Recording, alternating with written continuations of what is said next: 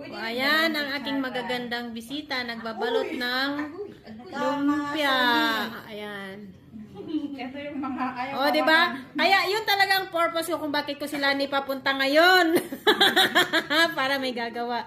Ayan, luto ni, yan, gawa niya yan kanina. Yung babaeng maganda na yan, yung sexy na yan, yan. O, yan, yung luto niya, yan. O. O, yan, nagbabalot sila ng... Kala mo may pa-contest eh. Okay, o, yan. Ano to, lumpia lesson? Oh. Yes. O.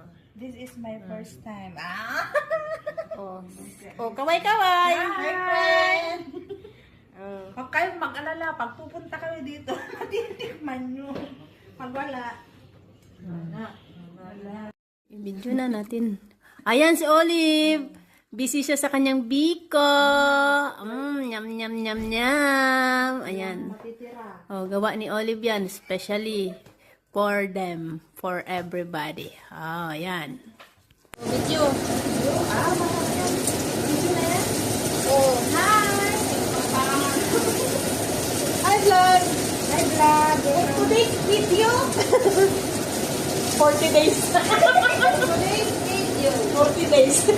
40 days video. Yes. Next tomorrow, this is our new hobby. Sana all my hobby. We're promoting our business. Ito na yung bagong ano natin.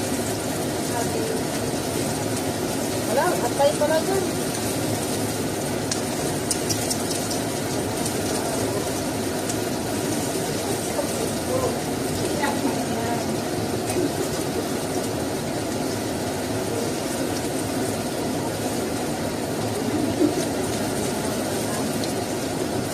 Yung talaga ang purpose ko eh.